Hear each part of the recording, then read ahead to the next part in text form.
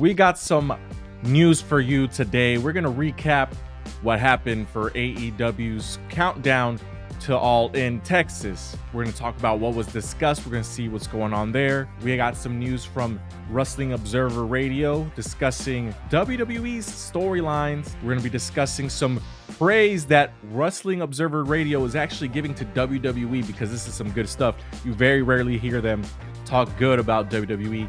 But we got some good stuff for you on that end. The PWI Top 100 Tag Teams list was revealed. We're going to go over the top 10, so stay tuned for all that and more right now. What's up, everybody? So, as I was saying earlier, PWI's list of top 100 tag teams was just revealed yesterday, pretty late in the day, but let's go over some of the list here. Let's start with number 10, FTR. FTR was number 1 last year, and they haven't been winning a lot of matches. They've been losing a lot of important key matches, so I understand that they're going to drop down.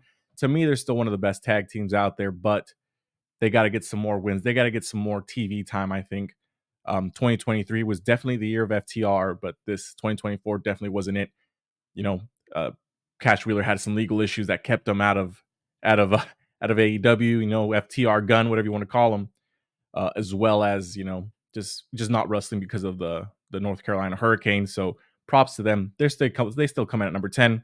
Number 9 is Crazy Star, Susie Suzuki, and May Sierra. I butchered that name. But number 8, Bloodline, Tongalo, and Tama Tonga. I'm pretty sure this list has nothing to do with their WWE work. I mean, yes, they were tag team champions. We didn't get to see them that much. Number 7, Saito Brothers. Number 6, ABC, which is Chris Bay and Ace Austin. A great tag team. Obviously, we all know what's happened with Chris Bay, so hopefully he heals up pretty soon. TMDK, Shane Haste and Mikey Nichols. Number 4, the Young Bucks. They were tag team champions for a while, so they definitely deserve to be on this list. They got a lot of W's. Number 3, Bishamon, which is Hiroki Goto and Yoshihashi. Great tag team. Number 2, and this is where I kind of, I'm like kind of shocked. Fraxium, Nathan Frazier and Axiom together. They're a great tag team in NXT. They're still tag team champions. We saw what happened at Deadline. They're teasing breaking up, but they're putting on some good matches. They're a good tag team. They put on exciting matches. It's good. I'm glad to see some NXT talent getting on this list. And number 1, my hands down, I've been talking about this since they became tag team champions. Bianca Belair and Jade Cargill.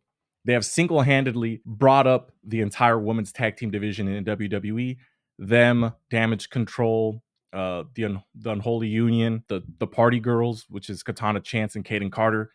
They've been putting on such good matches in NXT in the women's tag division. They've brought it up. Chelsea Green, Piper Niven. I'm excited to see this new version of the women's revolution in WWE. Because honestly, the tag team division in WWE for women is where it's at. That's like the peak of wrestling right now. So I'm glad to see Bianca Belair and Jade Cargill take the number 1 spot. They definitely deserve it. All right, so let's go down the brief summary here of AEW's countdown for the sale of All in Texas, even though they've been on pre-sale for like a week now. Bryan Danielson has confirmed his presence at the event. So he mentioned that he doesn't know if he's going to wrestle, but he will definitely be there, be backstage, show up on TV, or in a backstage role. He'll probably be there in a match. He says that he's putting off surgery. He's unsure. He's going to be a part-time wrestler. He's going to come back. He's going to have a match at All in Texas. I think he's going to be the main event. It's going to be him versus Jon Moxley again, because to me, that's the only match I really, really, really, really want to see again in AEW, and that's the only one that justifies having a stadium show is Bryan Danielson and Jon Moxley. Him coming back as a savior. I feel that's the next logical step to that story. I don't see it's Darby Allin, even though Darby Allin wants to climb Mount Everest and put an AEW flag up there. I mean, yeah, he's a good star, but I don't think he deserves that spot of main eventing a stadium show across from Jon Moxley. I just don't think that sells tickets, the tickets that you want. But speaking of Darby Allin, Sting has also predicted that Darby Allin will become an AEW World Champion in 2025. I mean, I see that. It's either he's definitely going to be an AEW World Champion just because he is one of the 4 pillars of AEW. So that is going to be coming at some point. I do believe Orange Cassidy is going to be a world champion as well at some point too, but I don't know if that's 2025, 2026. Depends on the storyline, but I could definitely see that. Sting is not too far off there. Let's see. And this is the big news here, right? Everybody wanted to sit down and talk to Big Boom AJ to see when he's going to return to the ring. And he said that, the cast will be off in about 2 weeks. I'll be back in the ring about 4 weeks after that. We will see everyone up in the Hammerstein Ballroom. We're going to be heading up there after that, a few more shows along the way. And then, yes, absolutely, Texas, AJ Big Justice, we will be there at All In, and we're coming to bring the boom. What I thought was going to be a one-time deal, one-off, right?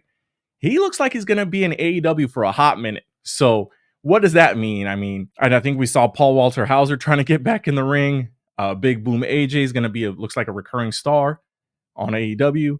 Something I didn't see. I was like, he's just trying to get in the ring, promote himself. AEW is going to use him, but no, it looks like he's going to be a constant thing in AEW, showing up with the Rizzler and his son doing their thing, which is fair enough because they are one of the best or most popular acts in AEW. Even though they just showed up that one time, they bring that social media atmosphere, the celebrity gimmick to AEW, which they desperately need, and hopefully, this gets some momentum behind AEW because honestly, one of the best things of Full Gear was seeing Big Boom and AJ, Big Justice, right? They hit the spear. That was one of the best parts of Full Gear. Let me know what you guys think about that in the comments.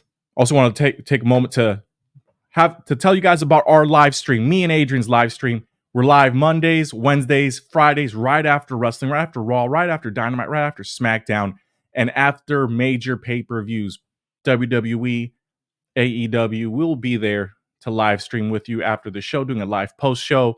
So stay tuned for that. Our next one is going to be for AEW's December 28th at World's End. We will be live post show, so come and join the conversation. But definitely, we'd love to talk to you, hear from you in the comments. So join us Mondays, Wednesdays, and Fridays right after wrestling.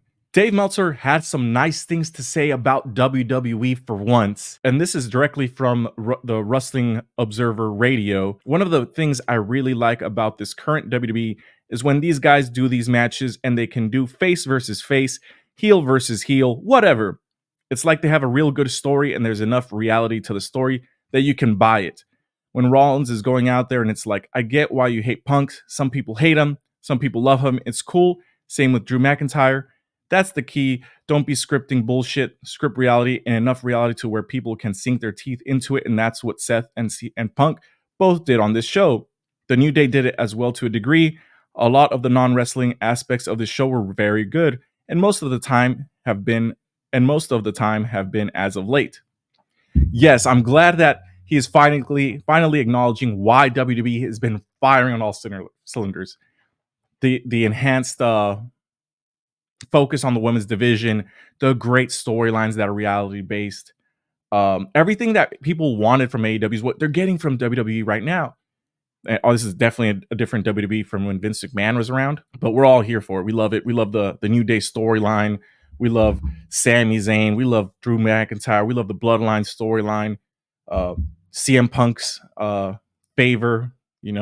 All these stories were coming around post of Bloodline and stuff. It was a 5-year storyline, and we're getting branches off of that. There's still some resentment. Why you helping out this guy that was on the other side? It's all reality based. So you can have faces versus faces, heels versus heels, and it all makes logical sense because you can't be helping out other people that you're trying to F up a little bit ago. So great storytelling here from WWE, and it's a nice change of pace to hear Dave say some nice things about WWE for once. We also got an update on the Rey Fenix situation. This is once again from Wrestling Observer Radio. Rey Fenix, he's got a long time left. I'm not exactly sure how long, but one of his friends told me like a year as far as injury time they've tacked on.